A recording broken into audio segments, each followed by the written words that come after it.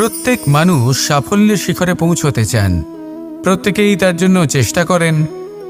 প্রত্যেকেই এটা চান যে নিজের নিজের ক্ষেত্রে আমি সর্বোচ্চ শিখরে পৌঁছব। এবার সবসময় আমাদের প্রতিভা পূর্ণরূপে আমাদের সহায়ক হতে পারে না। কখনো কখনো আমরা সেই কাজ একা করতে পারি না। কখনো কখনো আমাদের সাহায্যের প্রয়োজন পড়ে। আর ঠিক এমন সময় বেশিরভাগ মানুষ ভুল করে ফেলেন। আর ভুল হলো এটাই যে কিছু ব্যক্তি এতটাই তাড়াতাড়ি সাফল্যের শিখরে পৌঁছতে চান যে কারোর হাত ধরে পরবর্তী সিঁড়িতে ওঠার বদলে তিনি কারোর পা ধরে ওপরে যাওয়াটাই শ্রেয় বলে মনে করেন। এবার সাফল্য দুজনেই লাভ করেন, কিন্তু কাহিনীর এখানে সূত্রপাত ঘটে।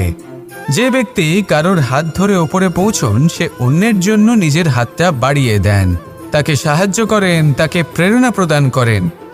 নতুন সম্পর্ক তৈরি হয়, বন্ধুত্বের বৃদ্ধি ঘটে এবং এই শ্রেষ্ঠ সম্পর্কগুলির সাথে উনি শ্রেষ্ঠ জীবন যাপন করেন। অন্যদিকে সেই ব্যক্তি যে কারোর পা ধরে সাফল্য অর্জন করেছিলেন সেই ব্যক্তি শুধু একজন দাস হয়ে থেকে যান। শুধু তাকে দেওয়া সমস্ত আদেশ পালন করেন তিনি।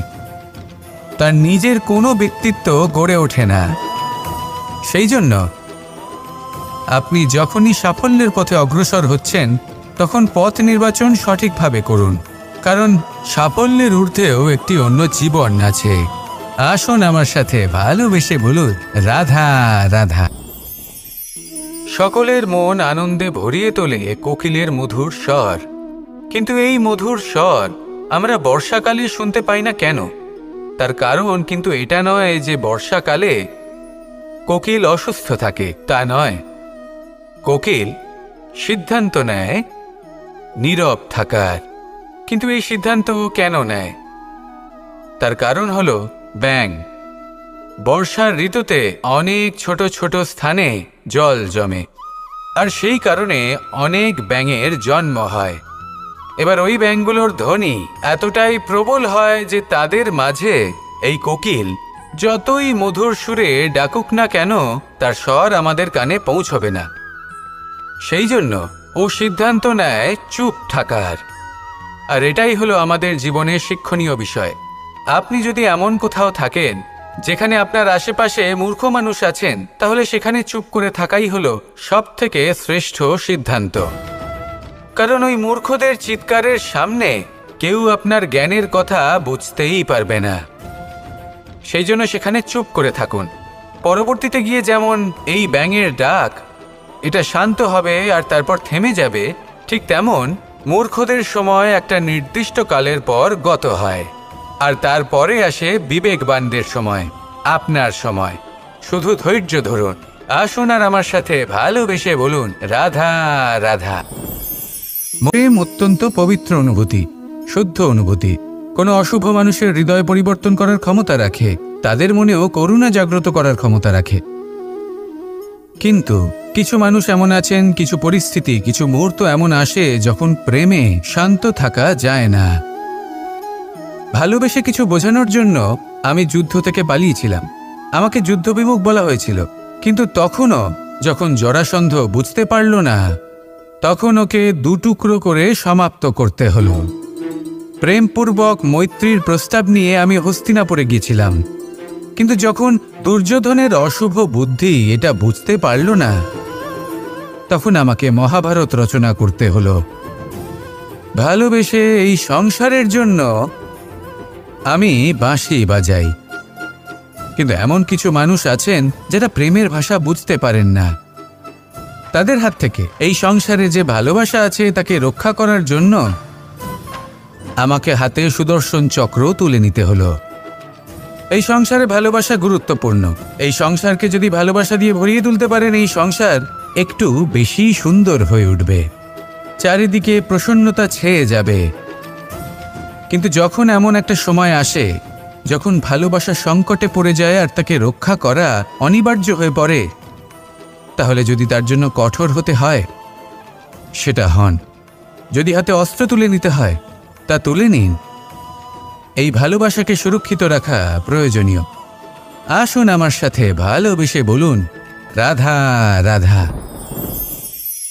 মানুষের জীবনে দুটি বড় মাপের সম্বল আছে। প্রথম হলো আশা। আশা, যেটা আমাদের সামনে পথ চলার প্রেরণা যোগায়। আশা যা আমাদের শক্তি প্রদান করে, সাহস যোগায়, আমাদের এটা বোঝায় যে এখন অনেক কিছু শুভ হওয়া বাকি আছে, ভয় পেও না। আর দ্বিতীয় হলো বিশ্বাস। জীবনে যখনই আমরা কাউকে বিশ্বাস করি তখন একটা বিশেষ মাপের শক্তি অনুভব করি। কখনো কখনো এই আশা হতাশায় পরিবর্তিত হয়ে যায়, আর বিশ্বাসঘাতকতায় পরিবর্তিত হয়। তখন কি করা যায়? তখন কি আপনি এটা বলবেন যে আশা করা অনুচিত, বিশ্বাসের অস্তিত্ব নেই? না, এটা কখনোই অনুচিত নয়। আপনি যদি কাউকে বিশ্বাস করেন আর সেই বিশ্বাস যদি সেই ব্যক্তি ভঙ্গ করে, তাহলেও এটা আপনার দোষ, কারণ আপনি সিদ্ধান্ত নিয়েছিলেন যে আপনি সেই ব্যক্তির ওপর বিশ্বাস করবেন। আপনার সিদ্ধান্তের দোষ ছিল, আপনার ভাগ্যে নয়। কিন্তু ধরুন এমন একটা পরিস্থিতি এলো, তখন কি করা উচিত? আশা করুন তাদের থেকে যারা আপনার থেকে বড়, আর বিশ্বাস করুন তাদের যারা আপনার সমতুল্য। আশা করতে হলে ঈশ্বরের কাছে করুন যে আমি জীবনে যা কিছুই করছি, যে কর্ম করছি, যাকে বিশ্বাস করছি, তারা আমার সাথে যেন কোনো অনুচিত না করেন। আমি শুধু এটাই আশা করব। আর বিশ্বাস অন্য কারোর ওপর করার আগে নিজের ওপর করুন, কারণ সত্যি বলতে আপনি নিজেকে কখনোই ঠকাবেন না, তাই না? আসুন আমার সাথে ভালোবেসে বলুন, রাধা রাধা। এই নিম পাতাকে দেখুন, ওর কিন্তু অনেকগুলো গুণ আছে। অনেক অসুখের নিরাময়ের জন্য এই নিম ওষুধ হিসেবে ব্যবহৃত হয়। এটা এই পরিবেশের জন্যও ভালো, আমাদের শরীরের জন্যও ভালো। কিন্তু যখন এটা চেখে দেখবেন তখন বুঝতে পারবেন এই নিম পাতা খুব তেতো। এবার এই যে নিম পাতার স্বাদ তেতো, সেটা কি খারাপ ব্যাপার? তেতো স্বাদ হওয়া কি খারাপ ব্যাপার? দেখুন, নিম পাতার স্বাদ তেতো, তাতে ওর কোনো দোষ নেই। ঠিক সেভাবেই আমের স্বাদ মিষ্টি, তাতে আমের কোনো মাহাত্ম্য নেই। কে নির্ধারণ করে যে কোনটা মিষ্টি আর কোনটা তেতো? জিহ্বা। আমাদের জিহ্বা আমাদের বুঝিয়ে দেয় যে কোনটা মিষ্টি আর কোনটা তেতো, আর আমাদের এই জিহ্বার মিষ্টি পছন্দ। ঠিক সেভাবেই যদি আপনি নিমের মতো হন, আপনার মধ্যে অনেক ভালো গুণ আছে, আপনি জানেন, আপনি সৎকর্ম করতে চান আর করতেই থাকছেন। কিন্তু এমন কোনো ব্যক্তি আছেন যে আপনাকে ঠিক বুঝে উঠতে পারছেন না, কোনো ব্যক্তি হয়তো আপনাকে ততটা সম্মান করছে না, তাহলে এতে আপনার কোনো দোষ নেই। আপনি নিজের কর্ম করতে থাকুন। যদি সমস্যা বা দোষ কিছুতে থাকে, তাহলে সেই ব্যক্তির পরখ করার ক্ষমতায় আছে। আপনি শুধু নিজেকে বিকাশের পথে নিয়ে যান, সৎকর্ম করুন, আর আমার সাথে ভালোবেসে বলুন, রাধা রাধা। মস্তিষ্কের মেধা প্রত্যেক মানুষের কাছেই আছে। এর বর্গীকরণ করা সম্ভব তিনটি স্তরে: নিম্ন, মধ্য এবং উচ্চ। এবার সেই ব্যক্তি যার মস্তিষ্ক মেধা নিম্ন স্তরের, তিনি কোন বিষয়ে কথা বলেন, কোন বিষয়ে আলোচনা করেন, কি কি সেই বিষয় যা নিয়ে এনারা ভাবেন?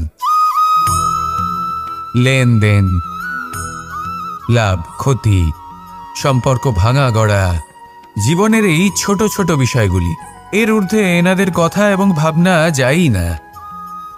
এবার যে ব্যক্তি এমন হন যার মস্তিষ্ক মেধা মধ্যস্তরের, সেই ব্যক্তি কি করেন, কোন বিষয়ে কথা বলেন? জীবনের ঘটনাগুলির বিষয়ে কথা বলেন। কি হয়েছিল, কিভাবে হয়েছিল, কিভাবে সেটা আরও বেশি শ্রেষ্ঠ করে তোলা সম্ভব। আর সেই ব্যক্তি যাদের মস্তিষ্ক মেধা উচ্চ স্তরে থাকে, তারা কি নিয়ে ভাবেন, তারা কি নিয়ে আলোচনা করতে থাকেন? তিনি ভাবেন যে কিভাবে নিজের চিন্তাভাবনা আরও বেশি শ্রেষ্ঠ করে তোলা সম্ভব। তিনি ভাবেন যে কিভাবে আমরা নিজেদের অপগুণগুলিকে দূর করে দিতে পারি, কারণ সেটা করতে পারলে জীবন আপনা থেকেই শ্রেষ্ঠ হয়ে উঠবে। মস্তিষ্ক মেধা আমাদের সবার কাছে আছে। এবার আমাদের এটা বেছে নিতে হবে যে কোন স্তরটা আমরা আপন করতে চাই। যদি আজকের এই মুহূর্তে আপনি নিম্ন স্তরেও থাকেন, তাহলে তা মেনে নিন, চিন্তার কোনো বিষয় নেই। এখনো চাইলে আপনি উচ্চ স্তরে পৌঁছতেই পারেন। সেটাই বেছে নিন, জীবন শ্রেষ্ঠ করে তুলুন, আর আমার সাথে ভালোবেসে বলুন, রাধা রাধা। অত্যন্ত শ্রেষ্ঠ একটা কথা আছে, যদি একটা দরজা বন্ধ হয় তাহলে ঈশ্বর নিজে আমাদের জন্য আরেকটা দরজা খুলে দেন। কিন্তু কিছু মানুষ আছেন যারা এটা ভাবেন যে আমার সাথে তো এরকম হলোই না, আমাদের জন্য তো কোনো নতুন দরজা খুলল না, কোনো নতুন পথ আমরা খুঁজে পেলাম না। সেই বিষয়ে আমরা চিন্তা করি, দুঃখ পাই যে এরকম কেন হলো। কখনো কখনো নতুন দরজা উন্মুক্ত হয়, কিন্তু পুরনো যে বন্ধ দরজা আছে তার সামনেই আমরা দুঃখী হয়ে বসে থাকি, আর এমন ভাবে বসে থাকি যে নতুন দরজার দিকে আমাদের চোখই যায় না। কখনো কখনো ঈশ্বর জেনে শুনেই আমাদের জন্য নতুন দরজা, নতুন পথ উন্মুক্ত করেন না, কারণ তিনি চান যে আমরা যেন পরিশ্রম করি, কর্ম করি, নিজেকে আরও বেশি শ্রেষ্ঠ করে তুলি, সক্ষম হই, আর নিজের পথ আমরা নিজেই খুঁজে নিই। কখনো কখনো এমনও হয় যে ঈশ্বর চান যে আমরা যেন সেই পথে চলতে শুরু করে দিই। ভবিষ্যতে গিয়ে ঈশ্বর আমাদের সবকিছুই প্রদান করেন। মনে রাখবেন, যে ব্যক্তি নিজের বাড়িতে এসে নিজের দুঃখ নিয়ে বিলাপ করতে থাকেন, সুখ তার দরজায় পৌঁছে গিয়েও বন্ধ দরজা দেখে ফিরে চলে যায়। তাই দুঃখ আমাদের সকলের জীবনে আছে, কিন্তু সেই দুঃখকে আঁকড়ে ধরে বসে থাকবেন না, তাহলে আপনি আসন্ন সুখও ভোগ করতে পারবেন না। আসুন আমার সাথে ভালোবেসে বলুন, রাধা রাধা। জীবনে এমন কিছু কাজ রয়েছে যা আমাদের কখনোই করা উচিত নয়, যেমন আশা করা। যদি আপনি আশা করেন আর আপনার আশা পূর্ণ না হয়, আপনি খুবই কষ্ট পাবেন। এবার আপনি যদি প্রতীক্ষা করেন, করতেই থাকেন, আর সেই ব্যক্তি যদি না আসে, তাহলেও খুব কষ্ট পাবেন। আর হলো তুলনা। আপনি যদি তুলনা করতে যান তাহলে এটাই ভাববেন যে হয় আমি বা অন্য কোনো ব্যক্তি, এই দুজনের মধ্যে কোনো এক ব্যক্তি নিকৃষ্ট, আর এই ভাবনাটাই হলো অনুচিত। যদি আমরা কথা বলি সেই সব বিষয়ে যা আমাদের করা উচিত, যেমন পরীক্ষা, এই পরীক্ষা সবসময় আমাদের আরো সফল করে তোলে, আরো শ্রেষ্ঠ করে তোলে, আরো উৎকৃষ্ট করে তোলে। আসন্ন মহাসংগ্রামের জন্য আমাদের প্রস্তুত করে তোলে এই পরীক্ষা। তাই এই পরীক্ষার থেকে কখনোই পালাবেন না, এর সম্মুখীন হন। আর হলো কর্ম। কর্ম করা কখনোই বন্ধ করবেন না। তুলনা করার বদলে কর্ম করুন, প্রতীক্ষা করার বদলে কর্ম করুন, আর আশা করার বদলে কর্মই করুন। জীবন সফল হয়ে যাবে। দেখুন, সবার শেষে সত্যি বলতে এই কর্ম আর এই পরীক্ষা, এই দুই আমাদের জীবনকে সুখী করে তুলতে পারে। আসুন আর আমার সাথে ভালোবেসে বলুন, রাধা রাধা। মানুষ তার জীবনে শিক্ষা এবং প্রেম, এই দুই লাভ করে তার মাতা, পিতা এবং গুরুর কাছ থেকে। কিন্তু মানুষ সবথেকে বেশি ভালোবাসে নিজের মাতাকে, কারণ মাতা খুব নির্মল চিত্তে ভালোবাসে, শান্ত মনে আমাদের অন্তরে শক্তির সঞ্চার করে থাকেন, আমাদের উৎসাহ দেন, বলশালী করে তোলেন। ব্যাপারটা কিন্তু এমন নয় যে আমরা নিজেদের বাবা বা গুরুকে ভালোবাসি না, তাদেরকেও আমরা অত্যন্ত ভালোবাসি, শুধু ওনাদের কঠোর ব্যবহার দেখলে আমরা একটু ভয় পেয়ে যাই। এবার ওনাদের এই কঠোর ব্যবহার আমাদের ভালো না লাগলেও অত্যন্ত আবশ্যক, কারণ মাতার থেকে আমরা যে শক্তি লাভ করি তা যেন নিয়ন্ত্রণ হারিয়ে বিধ্বংসী না হয়ে ওঠে, আমরা যেন কোনো কুপথে না চলে যাই, আমরা কখনো যেন দোষ না করে ফেলি।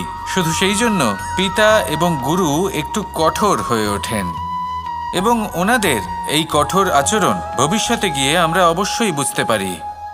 জীবনে কিছু বছর আমরা এগিয়ে যাই আর তারপর আমরা বুঝতে পারি যে বাবা এবং গুরু আমাদের যথেষ্ট ভালোবাসতেন, কিন্তু ওনাদের ভালোবাসার বহিঃপ্রকাশ আলাদা। প্রয়োজনীয় হলো এটা দেখার, এটা বোঝার যে শুরু থেকে আমাদের প্রতি ওনাদের আচরণ কেমন ছিল। ওনাদের কঠোর হওয়ার পেছনে ওনাদের ভালোবাসাটা বোঝার চেষ্টা করুন, ওনাদের চিন্তাটা বোঝার চেষ্টা করুন, ওনাদের পথপ্রদর্শনের আড়ালে আপনার ভবিষ্যতের জন্য যে পরিকল্পনা ওনারা করেছেন সেটা বোঝার চেষ্টা করুন। তখন আপনারা বুঝতে পারবেন ওনাদের ভালোবাসাকে। আপনার মনের মধ্যে আপনা থেকেই ওনাদের প্রতি সম্মান জেগে উঠবে। নিজের পিতা এবং নিজের গুরু, এই দুজনের প্রতি কৃতজ্ঞতা প্রকাশ করুন আর আমার সাথে ভালোবেসে বলুন, রাধা রাধা। জীবনে গতি অত্যন্ত গুরুত্বপূর্ণ, মতিও হলো গুরুত্বপূর্ণ, এবং তার থেকেও বেশি গুরুত্বপূর্ণ হলো সঙ্গতি। একটা জলের ফোঁটা, তার মধ্যে গতি থাকে। প্রকৃতির মধ্যে তা লাভ করার ইচ্ছে নিহিত থাকে। কিন্তু এই যে সঙ্গতি, তা নির্ধারিত করে যে এই জলের ফোঁটা ঝিনুকের মুখে পড়ে মুক্তোতে পরিণত হবে, নাকি বিষাক্ত সাপের মুখে পড়ে বিষে পরিণত হবে। এবার দেখুন, এই জঞ্জাল স্বর্ণকারের দোকানের সামনেও থাকে এবং জঞ্জাল একজন ব্যবসাদারের দোকানেও থাকে। কিন্তু জঞ্জাল যা স্বর্ণকারের দোকানে থাকে তা ব্যবসাদারের দোকানের জঞ্জালের থেকে অনেক বেশি মূল্যবান, কারণ তার মধ্যে সোনার কণার সঙ্গতি থাকে। সেই জন্য জীবনে সঙ্গতির উপর বিশেষ গুরুত্ব দেবেন। যেমন সঙ্গতি তেমনই আপনি হবেন। আসুন আমার সাথে ভালোবেসে বলুন, রাধা রাধা। আমি দ্বারকাধীশ এবং আমার সভাতে বিভিন্ন সময় বিভিন্ন ধরনের মানুষ আসেন, নিজেদের দাবি নিয়ে, নিজেদের ইচ্ছে নিয়ে। কখনো কেউ ভোজন চান, আবার কখনো কেউ ওষুধ। কখনো কেউ বস্তু চান, কেউ আবার চান বস্ত্র। কারোর জ্ঞান চাই, কারোর ধন চাই, আবার কারোর বাসস্থান। অনেক সময় আমি এই অনুরোধ, এই ইচ্ছে পূর্ণ করি না।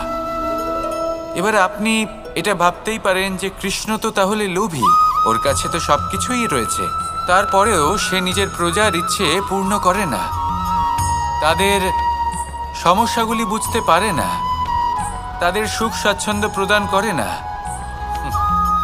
আসল সত্য হলো এটাই যে কোনো সবল ব্যক্তি, যে কোনো গৃহস্থ ব্যক্তি যে কাজ করতে সক্ষম, তার পরিশ্রম দ্বারাই নিজের প্রয়োজনগুলি এবং ইচ্ছেগুলি পূরণ করা উচিত। এটা অত্যন্ত প্রয়োজনীয়। আর এগুলো তিনি করতে পারেন শিল্প, ব্যবসা, আচরণ অথবা জ্ঞানের ভিত্তিতে। এই পথে চলতে হবে, পরিশ্রম করতে হবে, তবেই সে কিছু অর্জন করতে পারবে। এবার এমন কোনো ব্যক্তি যার এই সব কিছুতে কোনো রুচি নেই, যে কিছুই করতে চায় না, সে কিছুই অর্জন করতে পারবে না। এবার এরকম কোনো ব্যক্তিকে যদি আমি কোনো বস্তু প্রদান করি, তাহলে কি হবে? সে পরাধীন হয়ে যাবে, আর সেটা উচিত হবে না। তাহলে কি করা উচিত? তাকে পথ দেখানো, তাকে বোঝাতে হবে যে কোন পথে চলে তুমি নিজের লক্ষ্য প্রাপ্ত করতে পারবে। শিল্প, জ্ঞান, আচরণ এবং ব্যবসা, এই পথে কিভাবে চলে সেটা শেখাতে হবে। আর আমি সেটাই করি। তার ফলে কি হয়? ব্যক্তি স্বাধীন হয়ে যায়। সংসারে সে যা চাইবে তাই প্রাপ্ত করতে পারবে, কখনো কারোর থেকে কিছু চাইবার প্রয়োজন পড়বেই না। এই কথাটা সবসময় মনে রাখবেন। যখনই দান করবেন তা ভাবনা চিন্তা করে এমনভাবে দান করবেন যাতে সামনের ব্যক্তি স্বাধীন হতে পারেন, পরাধীন নয়। আসুন আমার সাথে ভালোবেসে বলুন, রাধা রাধা। এই সংসারের সব থেকে বড় সত্যি হলো জন্ম এবং মৃত্যু।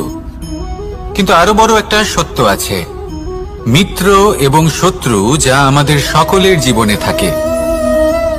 মিত্র সে যে আমাদের সঙ্গ দেয় এবং সংসারের সব থেকে উঁচু শিখরে আমাদের নিয়ে যায়, এবং শত্রু সে যে যে কোনো মুহূর্তে যে কোনো শিখর থেকে আমাদের নিচে ফেলে দিতে পারে। এবার বিচিত্র ব্যাপার হলো এটাই যে আমরা নিজেরাই এদের সাথে নিয়ে চলি, নিজেরাই এদের পালন করি। তা কি করে? প্রথমে বুঝুন এই মিত্র এবং শত্রু কারা। আপনার নিজের মন, আর কেউ নয়। এই মনই হলো মিত্র যখন তাতে ভারসাম্য বজায় থাকে, তা নিয়ন্ত্রিত থাকে, তা পবিত্র হয়। কিন্তু যদি এই মন অনিয়ন্ত্রিত হয়ে পড়ে, যদি আপনাকে সে নিয়ন্ত্রণ করতে শুরু করে, তখন সেই আপনার সব থেকে বড় শত্রু হয়। সেই জন্য এই মনের ওপর নিয়ন্ত্রণ রাখতে শিখুন, এতে ভারসাম্য বজায় রাখতে শিখুন। তাহলে আপনি এমন এক বন্ধুকে পাবেন যে আপনাকে এই সংসারের শিখরে পৌঁছে দেবে।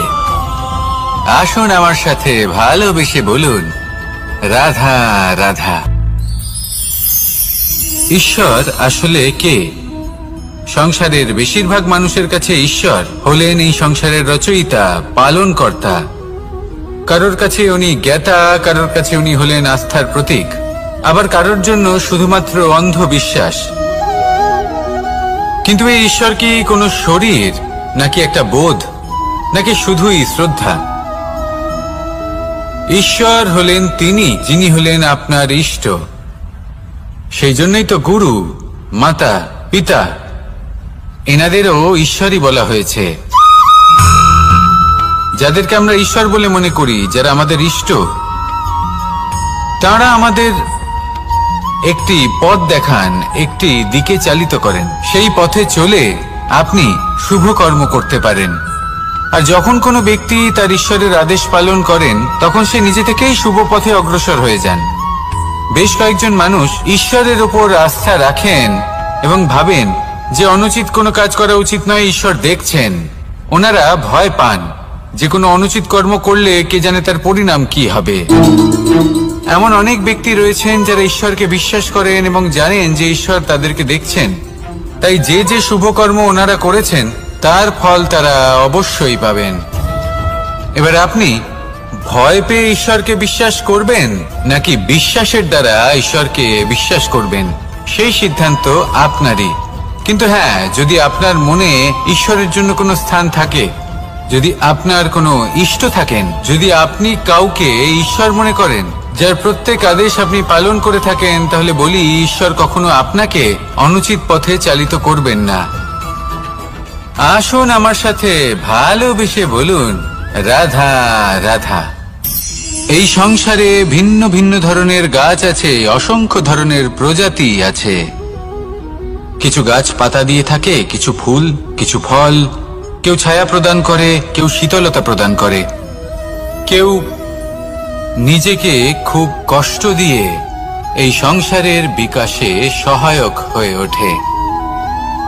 কিন্তু এই সবার মধ্যে একটা বিষয় কিন্তু সমান। এরা প্রত্যেকেই পাতা ছাড়া, ফুল ছাড়া, ফল ছাড়া জীবিত থাকতেই পারে, কিন্তু কোনো বৃক্ষই শিকড় ছাড়া বেঁচে থাকতেই পারে না। এটাই হলো রাধার। ঠিক সেইভাবেই আমাদের জীবনে শক্তি হোক, ধন হোক বা সাফল্য হোক, আমাদের বা আমাদের পরিবারের প্রসন্নতাই হোক, এই সব কিছুর আধার হলো, সবকিছুর মূল হলো পরিশ্রম। তাই জীবনে চিরকাল পরিশ্রম করতে থাকুন। যদি আপনি জীবনে মহান হবার পথে অগ্রসর হতে চান, তাহলে পরিশ্রম করুন।